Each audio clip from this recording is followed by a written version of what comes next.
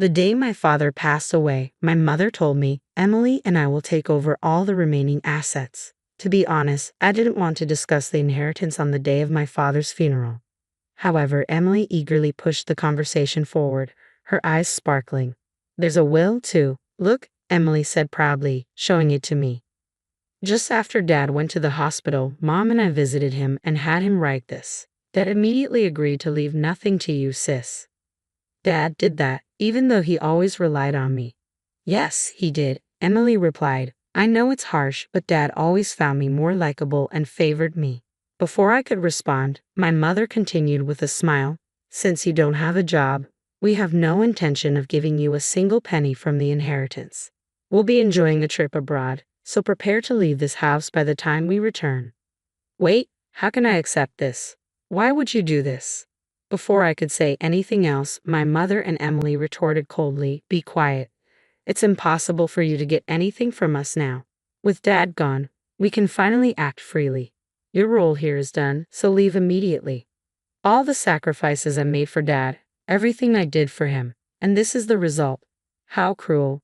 Giving everything for such an ungrateful father felt pointless. Even if I wished for their help now, it was too late. Hearing their words, any remaining feelings I had for my mother and Emily disappeared entirely. Without expressing all I wanted to say, I responded, I understand. I can't stay with you two any longer. I'll gladly leave. With that, I left my childhood home. My name is Ashley. I have a sister, Emily, who is 4 years younger than me. We're a family of 4. Emily's personality is similar to our mother's. She's charming but sometimes lazy, and she often teased my father and me, who are more sincere. Our mother, having a temperament like Emily, felt especially fond of her. When we were children, it was evident she favored Emily over me. Whenever she met her friends, my mother would only take Emily, often leaving me at home. She said it was embarrassing to show plain and quiet Ashley to her friends. On the other hand, she was very proud of Emily, who was friendly and loved by everyone. Even with such a mother and sister, I could live positively because of my father. He valued my sincerity and loved both Emily and me equally. I deeply appreciated and loved my father's fair attitude. Even after becoming an adult, my mother's treatment of me remained unchanged. However, thanks to my father's presence, our household remained stable. After my father retired at 65, he had an accident at home. He tripped over a small step and broke a bone.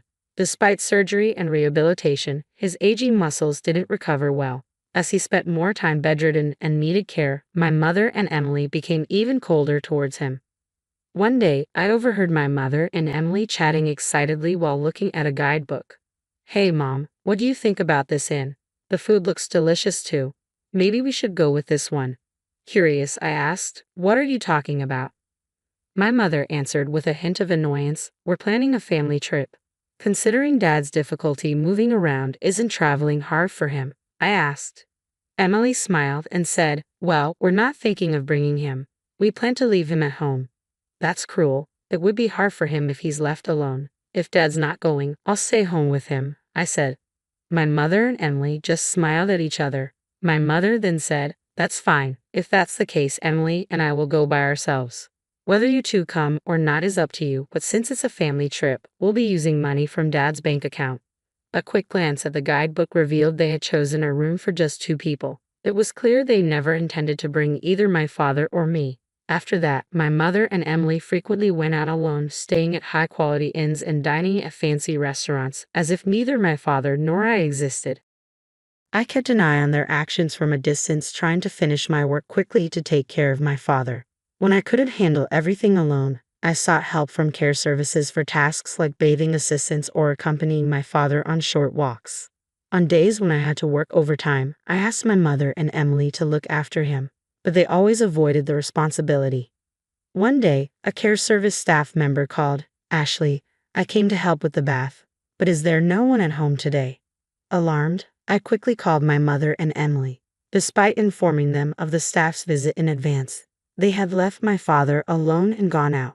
When they finally returned, I confronted them, but there was no apology. The staff are professionals, right? It's okay even if we aren't there. Dad is an adult. He'll be fine being left alone. We don't want our time taken up caring for him like you do, they said, genuinely believing they were doing nothing wrong. I realized I couldn't rely on them and decided to take care of my father myself. Juggling work and caregiving was far from easy, especially since neither my mother nor Emily showed any concern or understanding. My father's condition worsened. He spent more time sitting than walking and ate much less. As the 9th year of caring for my father approached, I became concerned about how frail he looked. When I took him to the hospital, we received a shocking diagnosis. Your father has advanced cancer.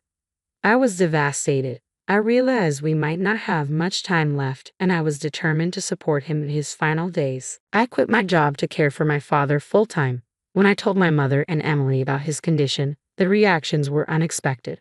My mother simply commented, "Really? He never drank or smoked. It's unfortunate that such a sincere person ended up with cancer." Emily, with a stunned expression, said, "I can't believe you'd give up your job to take care of Dad.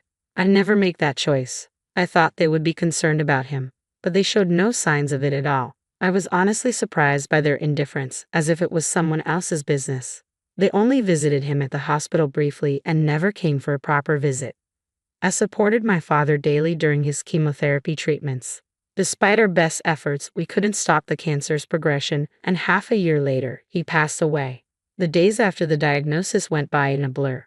Upon hearing of his death, my mother and Emily started a private discussion and left me to arrange the funeral on my own. They disappeared somewhere, and I didn't even have time to mourn my father as I had to handle everything. As the funeral began, my mother appeared and delivered the chief mourner's speech despite having done nothing. She put on a face for the public. I was irritated by her behavior, but the funeral proceeded smoothly. Worn out, I headed home, only to be invited to the living room by my mother and Emily, who had already returned. They said they had something to discuss. Without any consideration for my exhaustion, my mother abruptly declared, "Regarding your father's inheritance, Emily and I will inherit this house and all other assets." I wasn't in the mood to discuss inheritance on the day my father passed away, but Emily chimed in, "We even have a proper will. Look," she said, proudly presenting a document. Right after Dad was admitted to the hospital, Mom and I visited him and had him sign this. It states that you won't inherit anything. Dad agreed to it immediately. "Dad did?" I asked, stunned. With a smirk, Emily said, "After all the help you provided, it's so cold, right? Maybe Dad in the end preferred me over his too serious elder daughter."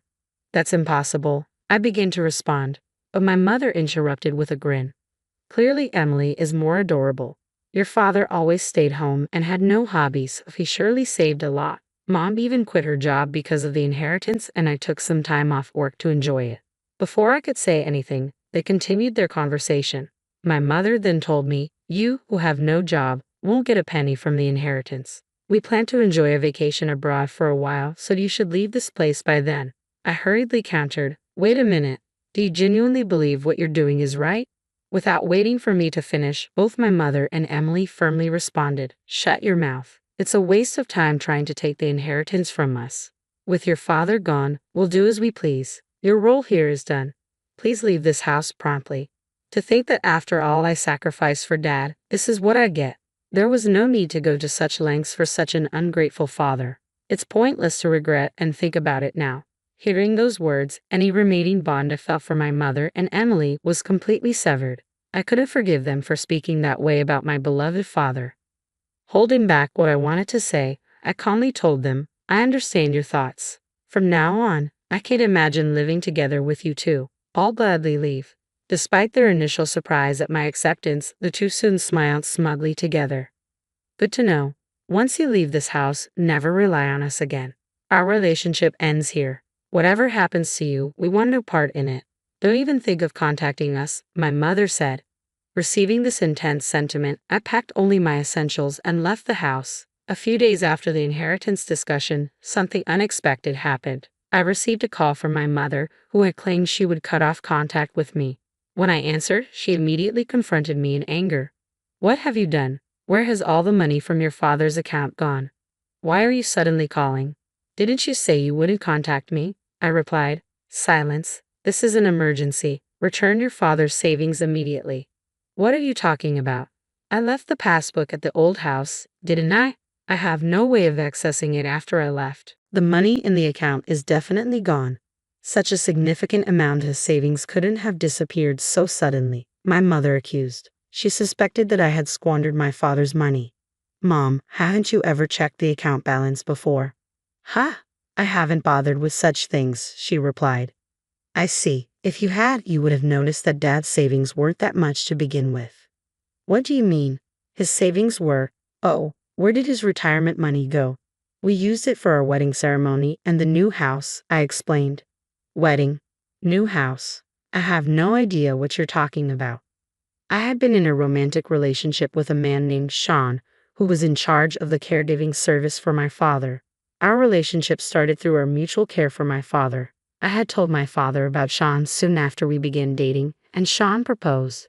At that time, I was overwhelmed with caregiving and work responsibilities and couldn't make a decision. Upon learning the truth, my father said, "Care for yourself more than me. I want you to have a happy marriage," and he supported me. He even started helping with the wedding venue selection and looking for a new place to live. We had reserved a wedding date for the following year and signed a contract for a new apartment that my father liked. This all happened 6 months before we found out that he had terminal cancer. As a gesture of gratitude, my father covered most of the costs for the wedding and the new apartment. That was the reason for the decrease in the account balance. Hearing this, my mother's voice trembled, clearly shaken. So there wasn't any inheritance for us to inherit in the first place. Primarily just the family home, but given its location, we shouldn't expect a high selling price. Emily, overhearing the conversation, snatched the phone from my mother in panic. Wait, so the financial assistance for your wedding is much more than the inheritance for Mom and me?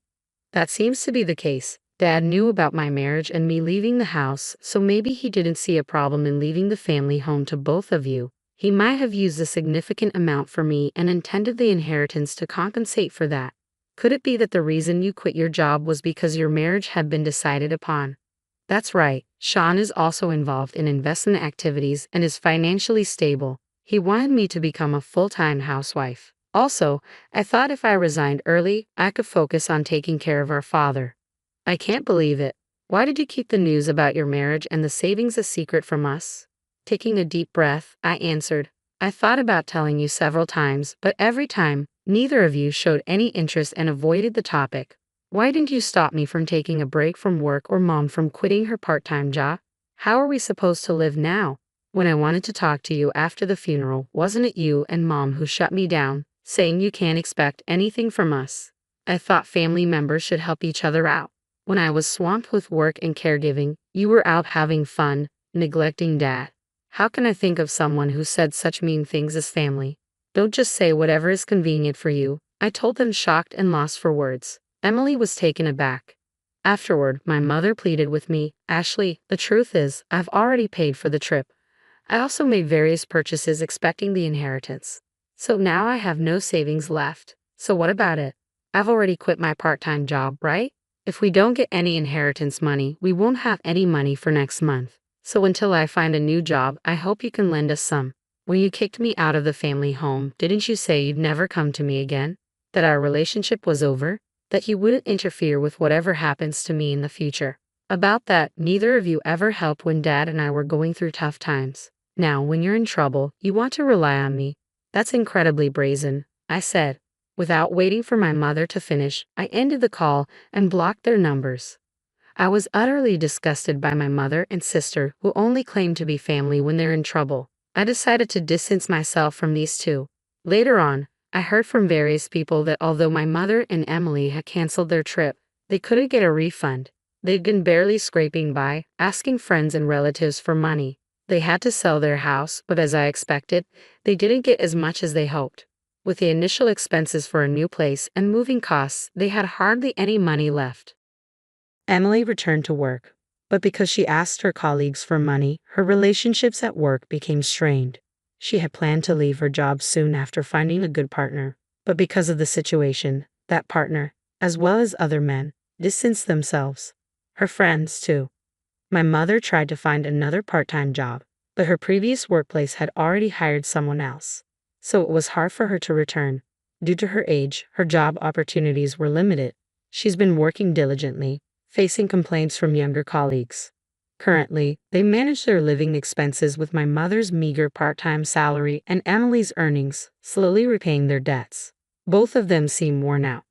As for me, I was able to have a small wedding at the venue my father chose. The only regret is that my father couldn't be there for my wedding, but I believe he's watching over our happy moments from somewhere.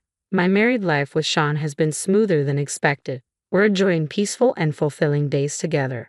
I'm eternally grateful to my father for supporting my relationship with Sean and giving me this opportunity. I've had to build a peaceful life with my husband, always remembering my gratitude to my father.